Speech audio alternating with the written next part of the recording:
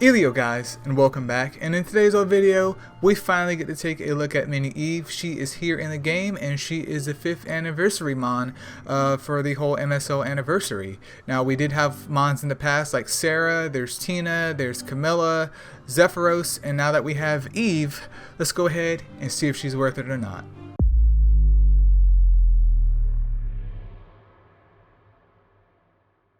Alright, so starting off here, I do want to say though, I think her design is really incredible. Like, I know the other minis exist, but for whatever reason, like, she just hits different, dude. Especially her Evo 1 form is super duper adorable, but she just hits mad different, dude. Like, if they can keep up this kind of quality in terms of like Astromon, dude, it'd be super duper great seeing what other Astromon that we could see in the future. But let's go ahead and take a look at her stat tier. So light Mini Eve is an attacker type, and at level 60 she's coming in with 26k HP, 3.5k attack, and then 2.4k defense. So pretty standard as an attacker.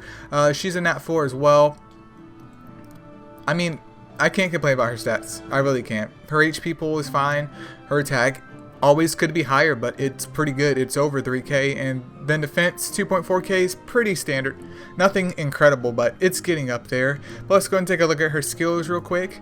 So on her 3-star skill, she has morale boost, which grants 100% chance to restore 10% of all the entire squad's SP, not just her HP. So this isn't that much, but in the grand scheme of things, if it's paired up with another Mon, you should see big SP growths depending on what type of composition that you're running. And then for her 5-star skill, she has Persevere, which obviously, as it states, increases attack as each turn passes and stacks up to 8 turns. I personally don't really have any advice for Persevere. I've never been in a situation where I've used it. I do know that Dark Sand Wraith, Mon with SP Siphon and Persevere, is very, very highly regarded because of that. Because once, you know, a battle goes on for long enough, his type of skill setup is really more for Persevere.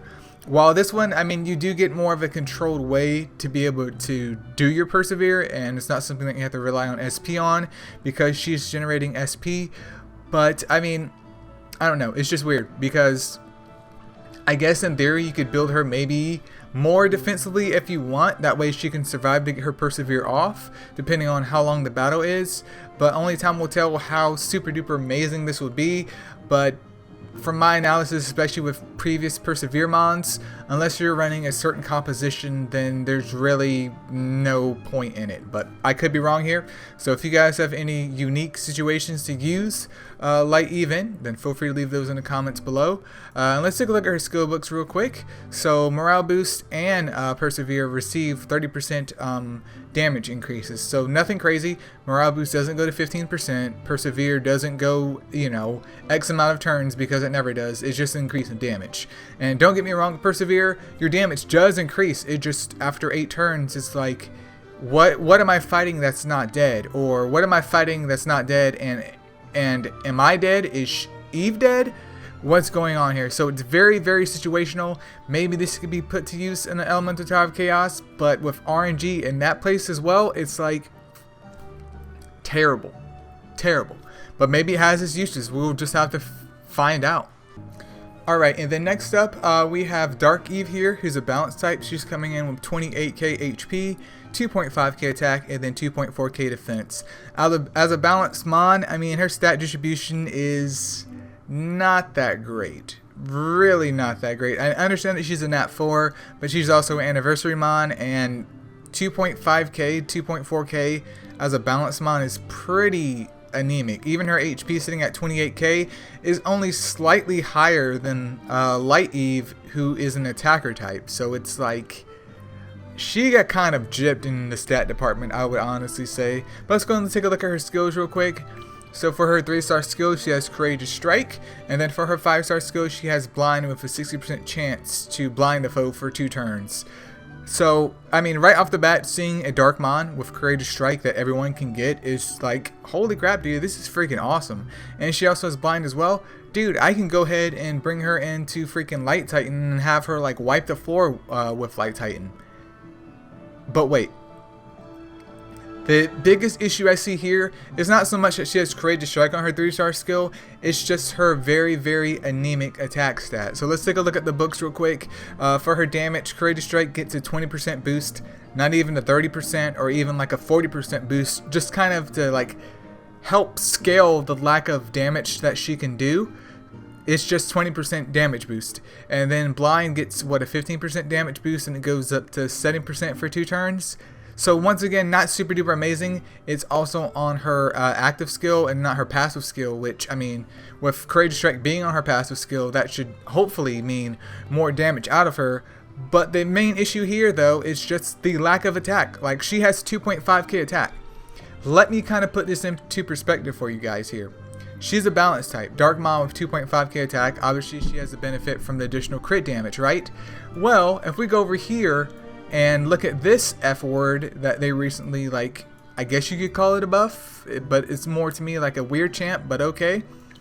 If you take a look at him, Light Sandwraith is a tank type, right? His attack, basically the same. His defense is maybe 200 difference. That's not that big of a difference. His HP pool is like 10k more than her.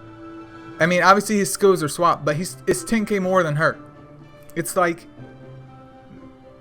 what? And if you guys are curious how well Light Sandwraith performs, no one's curious about it, because a 2.5k attack stat with Courageous Strike is literally nothing. Nothing. So I'm not saying don't go out there and get her, because I'll definitely be collecting both Light and Dark Eve for the Asher guide, and maybe I'll see what Dark Eve can do, but don't go thinking that, oh, I'm gonna capture this Mon and she's gonna be, you know, super duper amazing, because she's not. She's very, very heavily limited by her stats, which is unfortunate, because her design is super duper cool. And at the very, very minimum, even if they won't change her skills, I do hope that they kind of buff her stats up, like at least put it to near 3k. I mean, honestly, if you want to give her like slightly less attack because she is a Dark Mon and she has a crit damage bonus, then that's fine. But a 2.5k attack stat is just not that good. But I mean, even if you do have her though, it's literally better than nothing, even though at times it's going to feel like it's close to nothing. But this is just one man's opinion on it. I'm definitely still going for these two, because I have to have them for the Asher guide, because that is what I enjoy doing. Once again, I do love and appreciate her design. And yeah, that's pretty much it, you guys. Feel free to leave a comment below about what you guys think about the Eves. Is there one in particular that you're looking forward to? Is there something that you think can be done to help Dark Eve be a little bit better than what she is? Probably not, but I mean, the thought is there. And yeah, you guys, that's pretty much it. See ya.